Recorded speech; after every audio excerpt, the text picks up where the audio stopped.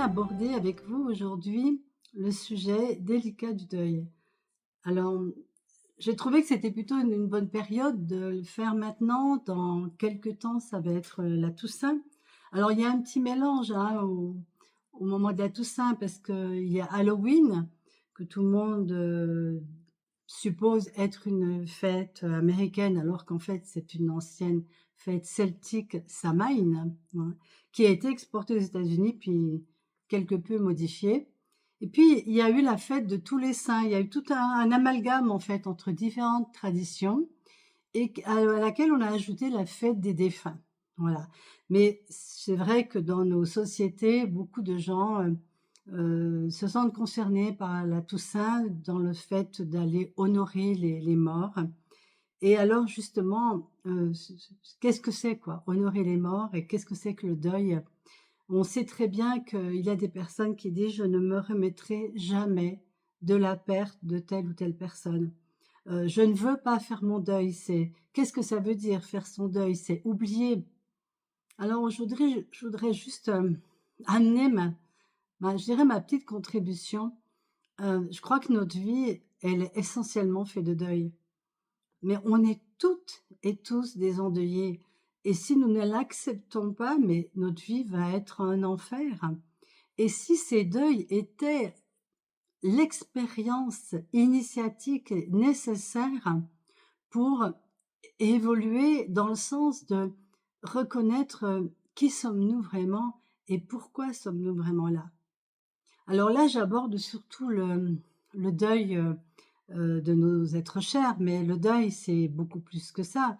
C'est même des séparations. Non, il n'y a pas mort physique, mais la séparation, ça enclenche un deuil, une souffrance. De toute façon, tout ce qui nous déséquilibre, tout ce qui nous fait sortir d'un certain confort, d'une habitude et qui crée un chaos, nous amène à un moment donné à aller dans ce processus du deuil. Alors le processus du deuil, il est vraiment pas le même pour tout le monde. Moi, je suis toujours un peu étonnée quand on donne des étapes ou des délais, hein. Bien sûr, pourquoi je dis ça? Parce que moi-même, j'ai été une endeuillée et on parle de certains degrés de deuil. On dit qu'un des deuils les plus, difficiles est le deuil d'enfance, ce qui était mon cas. Je voudrais juste apporter ici une petite touche d'espoir sur des choses qui sont dites comme étant des vérités. J'ai entendu souvent: «On ne se remet jamais d'un deuil d'enfant».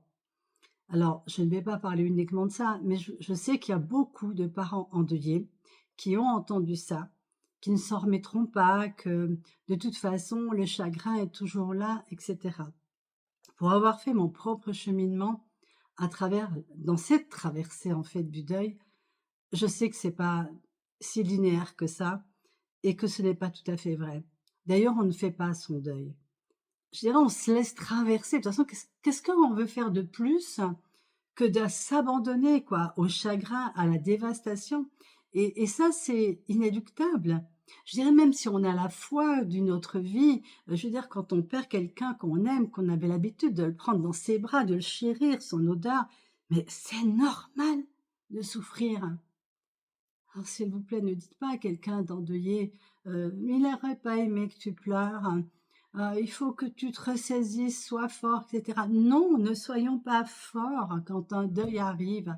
Laissons les vagues émotionnelles nous submerger, nous faire tomber par terre, parce que ce n'est qu'un travail de nettoyage et qui va nous permettre tout d'un coup, dans cette vulnérabilité obligée, parce que c'est bien là que à un moment donné, on lâche tout, il y a plus de contrôle, on n'a plus envie de rien, on n'a plus envie de toutes les futilités qu'on aime d'habitude.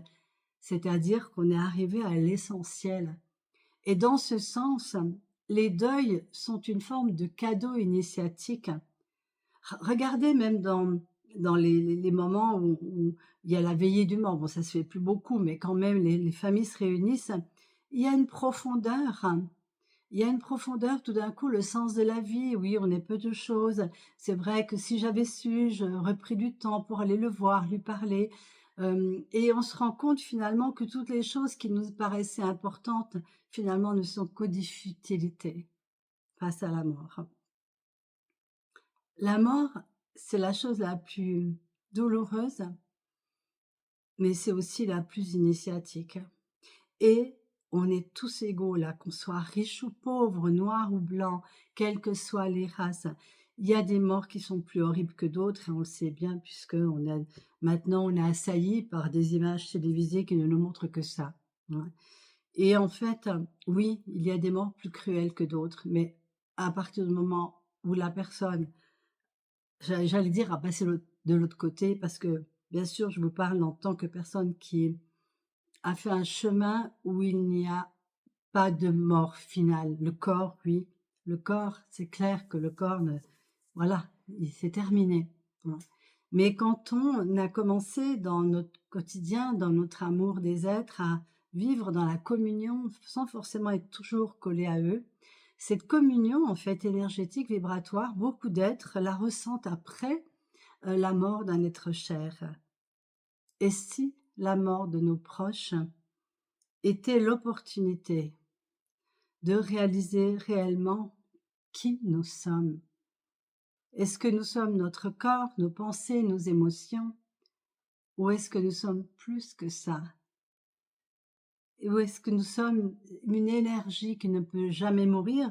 Einstein disait: «Je ne crois pas que la mort est une fin, car l'énergie se transforme». Vous voyez? Et pourtant c'était un scientifique, hein.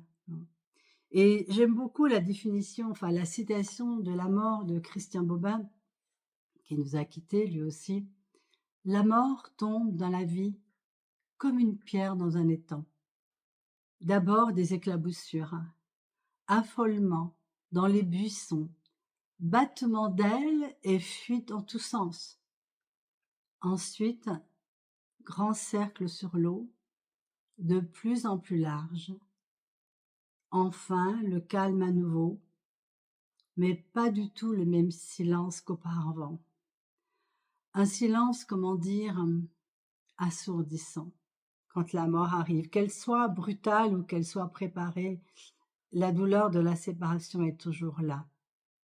Mais je voudrais partager avec vous une citation d'un proverbe, enfin un proverbe bulgare, qui dit: «Les vivants ferment les yeux des morts et les morts ouvrent les yeux des vivants».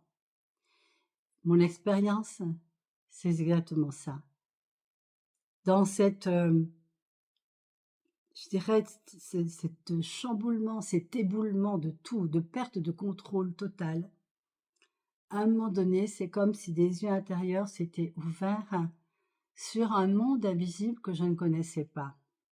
Il ne s'agit pas pour moi de vous parler de ce monde invisible. Si vous voulez en savoir plus, je vous encourage vivement à aller voir le film Témoin de Sonia Barcala qui vient de sortir en salle et qui rencontre un énorme succès.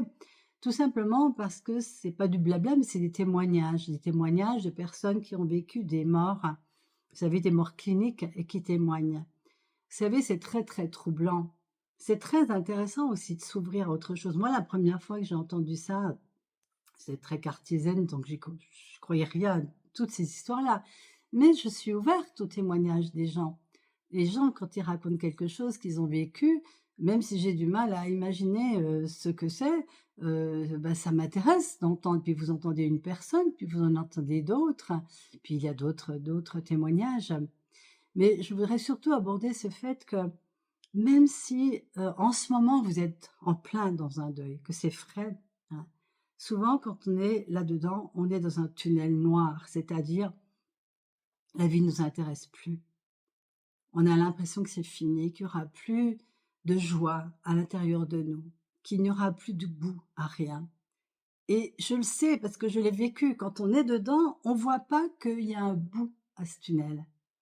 Alors, nous, les personnes qui avons été jusqu'au bout du tunnel, c'est important qu'on partage ça pour que d'autres, ça raccroche qu'il y a oui, on peut vivre de nouveau, être heureux après un deuil et ce n'est pas mal de faire ça. Au contraire, imaginez les gens que vous aimez qui sont partis avant vous. Bon déjà, ils sont juste partis avant vous.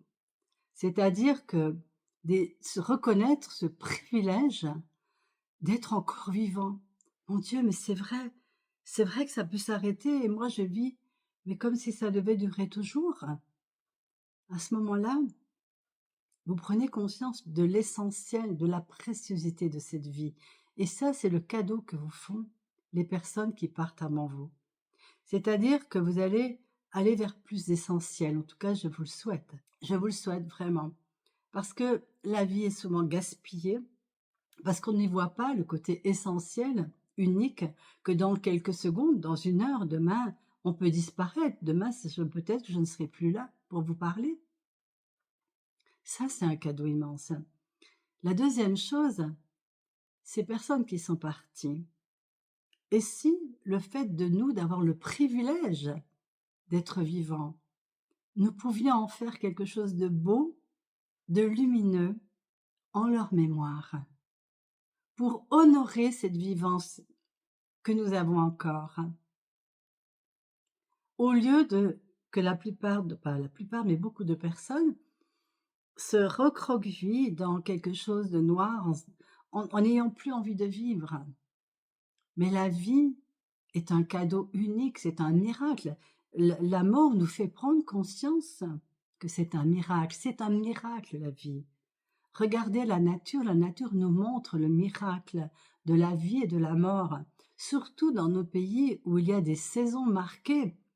Si vous avez été vous promener en ce moment et que vous voyez les paysages d'automne, vous savez, c'est cette effervescence de couleurs juste avant que hop, ça tombe et qu'il n'y ait plus que la désolation apparente.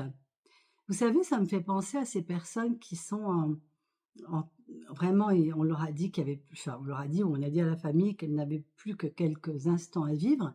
Puis tout d'un coup, elles sont de nouveau en forme, elles veulent manger, elles parlent, elles sont pleines d'énergie. Puis tout le monde se dit, oh, ça y est, elles guérissent. Et en fait, ben, moi, ça me fait penser à l'automne. L'automne, c'est ce moment où tout d'un coup, ça fleurit, on a l'impression que ça y est, des couleurs, le monde, puis tout d'un coup, tout tombe. Parce que il faut aller dans cette énergie de la mort qui va reconstruire sous terre la merveille d'un printemps, qui va nous montrer de nouveaux possibles. Nous sommes à l'image des saisons. Nous mourrons et nous renaissons, nous mourrons et nous renaissons tout le temps. Alors, ce poste est une invitation à célébrer la vie, même si vous entendez des choses horribles, justement parce qu'il se passe des choses horribles sur la planète. Célébrez cette vie. Élevez vos vibrations dans la joie, dans l'émerveillement de l'instant. Rencontrez des gens qui sont vraiment bienveillants, qui sont une contribution à votre vie, et soyez aussi une contribution. Et bénissez-les, bénissez la vie, bénissez le monde, bénissez les personnes qui sont parties. La bénédiction est quelque chose d'incroyablement puissant. Il n'y a pas besoin de la connecter à une religion. Quand vous dites sois béni, mais on se sent merveilleusement bien à la fois de bénir, d'être béni.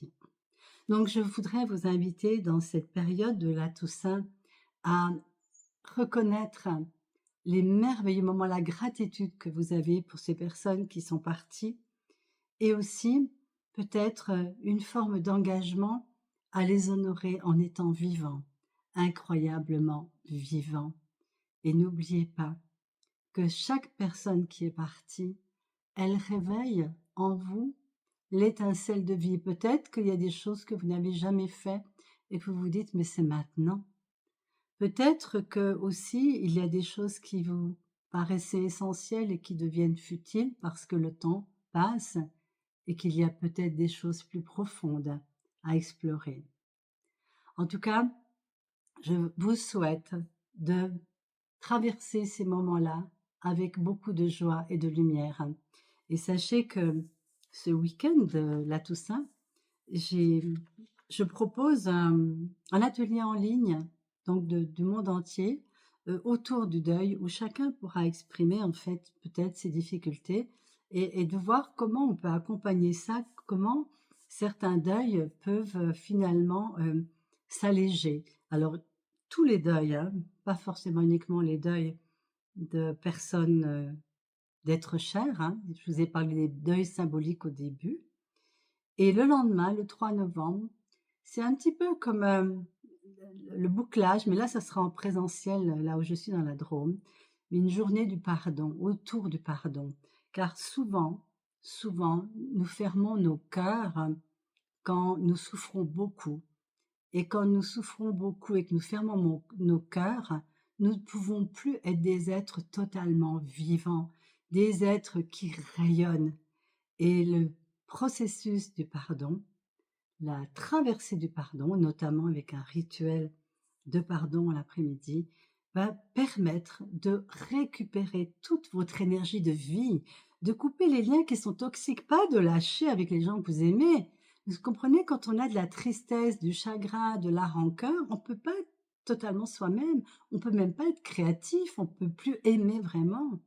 Et ma proposition ce week-end de Toussaint, c'est de ensemble cheminer dans comment ouvrir son cœur de nouveau, honorer tout ce que nous avons vécu avant, même tous ces même toutes ces situations terribles qu'on dénonce comme étant terribles que nous avons vécues. Vous savez quoi? Pour en faire quelque chose de beau et que lorsqu'on quittera cette terre, on pourra vraiment dire: «Je quitte cette terre en ayant balayé toute ma souffrance. Je ne veux pas laisser des traces de ma souffrance». Alors, à bientôt peut-être et belle fête de Toussaint, belle fête de la vie aussi.